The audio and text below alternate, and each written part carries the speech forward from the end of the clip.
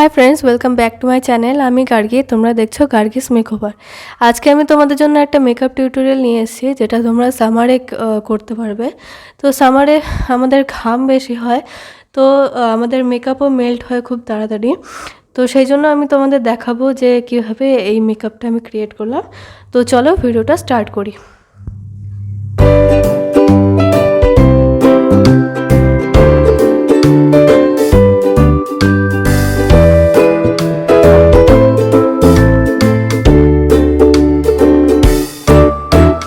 তো ফার্স্টে আমি ফেসটাকে ক্লিন করে নিয়ে টোনার ইউজ করে আমি ময়শ্চারাইজার অ্যাপ্লাই করছি।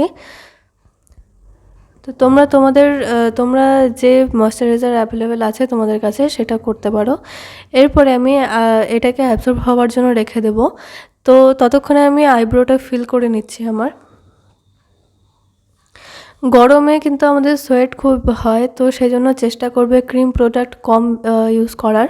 তোমরা পাউডার প্রোডাক্টই বেশি ইউজ করবে। এরপরে আমি ব্লু হেভেনের একটা প্রাইমার ইউজ করছি। তো তোমাদের কাছে যেটা থাকবে তোমরা সেটাই অ্যাপ্লাই করবে। তো প্রাইমারটা ইউজ করলে আমাদের মেকআপটা বেশ সফট হয়। এটা অ্যাপ্লাই করার পরে আমি 30 থেকে 40 সেকেন্ড অ্যাবজর্ব হওয়ার জন্য রেখে দিয়েছি। তারপরে আমি অরেঞ্জ কারেক্টার ইউজ করব। তো অরেঞ্জ কারেক্টারটা আমি ডিরেক্টলি ইউজ করব না, প্লেটের মধ্যে নিয়ে তারপর সেটাকে অ্যাক্টিভ করে নিয়ে আমি ইউজ করছি।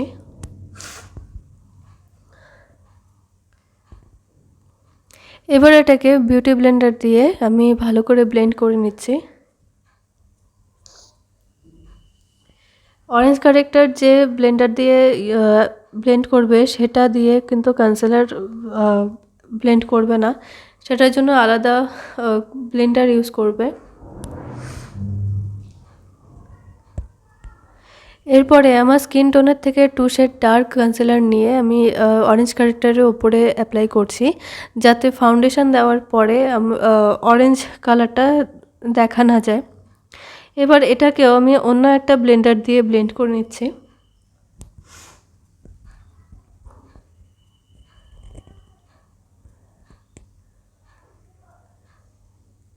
এরপরে আমি ফাউন্ডেশন অ্যাপ্লাই করছি। এটাকে আমি অল্প অল্প করে নেব আর ব্লেন্ড করব, কারণ একবারে ফুল ফেসে ফাউন্ডেশন অ্যাপ্লাই করে তারপর যদি ব্লেন্ড করতে নিই তো একদিকে ব্লেন্ড করতে করতে আরেক দিকে ড্রাই হয়ে যাবে। তো সেই জন্য আমি অল্প অল্প করে নিয়ে ব্লেন্ড করছি।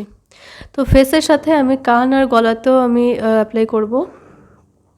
সেম ফাউন্ডেশনটাই আমি আইব্রোটাকে শেপ দেওয়ার জন্য আর আমার আইলিডে অ্যাপ্লাই করে নিচ্ছি।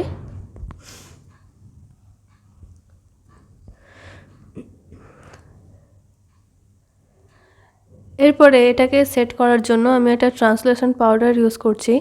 আমাদের টি জোনে সবথেকে বেশি সোয়েট হয়, তো সেই জন্য টি জোনে বেশি করে ট্রান্সলেশন পাউডার অ্যাপ্লাই করবে। এরপরে আমি কন্ট্যুর ইউজ করছি, যেখানে যেখানে কন্ট্যুর করতে হয় সেখানেই। তো আমি আজকে পাউডার প্রোডাক্ট দিয়েই সব পুরো মেকআপটাই করব। ক্রিম প্রোডাক্ট আমি বেশি ইউজ করব না। এরপরে আমি ব্লাশ অ্যাপ্লাই করে নিচ্ছি ভালো করে। তারপরে মেকআপ ফিক্সার দিয়ে আমি মেকআপ ফিক্সারটাকে ব্লেন্ডার দিয়ে ড্যাব ড্যাব করে নেব, যাতে মেকআপটা আমার ফেসে ভালো করে সেট হয়ে যায়। এরপরে আমি সোজা চলে আসছি আই মেকআপে। তো আমি আজকে কোনো কাজল বা জেল লাইনার ইউজ করছি না, সিম্পল ব্ল্যাক আই শ্যাডো নিয়েই আমি আইলাইনার ড্র করে নিচ্ছি। তো আমরা গরমের মধ্যে যতই আমরা হালকা মেকআপই করি না কেন, আমাদের কিন্তু সোয়েটটা খুব হয়, স্পেশালি টি জোনে। তো তোমরা চেষ্টা করবে পাউডার দিয়ে ভালো করে মেকআপটাকে সেট করার। আর তার সাথে ভ্যানিটি ব্যাগে তোমরা অবশ্যই কম্প্যাক্ট পাউডার রাখবে, আর টিস্যু অবশ্যই রাখবে। তো যখন দেখছো সোয়েট হচ্ছে, তো টিস্যু দিয়ে সোয়েটটাকে মুছে নিয়ে কম্প্যাক্ট দিয়ে একটু কম্প্যাক্ট পাউডার অ্যাপ্লাই করে নিও।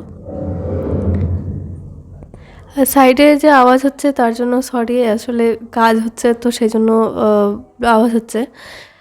এবারে আমি ক্রিজে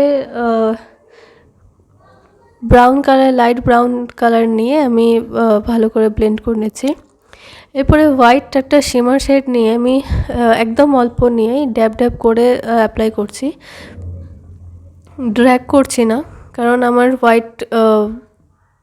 হোয়াইট শিমারটা বেশি লাগবে না।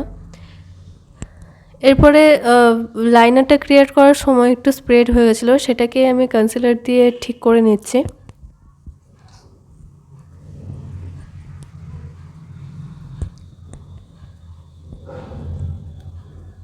তারপরে এটাকেও মিনি বিউটি ব্লেন্ডার দিয়ে আমি ভালো করে ব্লেন্ড করে নেব। তারপর ট্রান্সলুশন পাউডার দিয়ে সেট করে নিচ্ছি। এরপরে আমি লিপস্টিকে চলে আসছি। লিপস্টিকে আমি একটা ক্রিম কন্ট্যুর শেড নিয়ে লিপ লাইনার ইউজ করছি।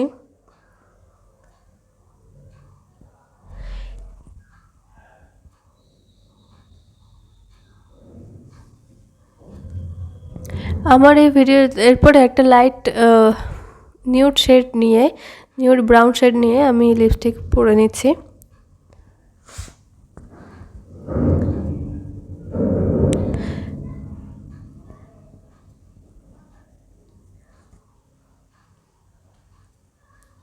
তো এটা হচ্ছে আমার ফাইনাল লুক। এই লুকটা যদি তোমাদের ভালো লাগে তাহলে অবশ্যই আমার চ্যানেলটাকে সাবস্ক্রাইব করো, ভিডিওটাকে একটা লাইক করে দিও, কমেন্ট করে জানিও কেমন হচ্ছে। ফ্রেন্ডস ফ্যামিলির সাথেও শেয়ার করে দিও যাতে তারাও এই মেকআপটা ক্রিয়েট করতে পারে। আর আমার ভিডিওটা অবশ্যই ভালো লাগলে সাবস্ক্রাইব করো, ওই বেল আইকনটা প্রেস করে দিও যাতে ভিডিও সব নোটিফিকেশানগুলো তোমাদের কাছে পৌঁছে যায়। তো আজকের জন্য এইটুকুই, দেখা হচ্ছে নেক্সট ভিডিওতে। টাটা।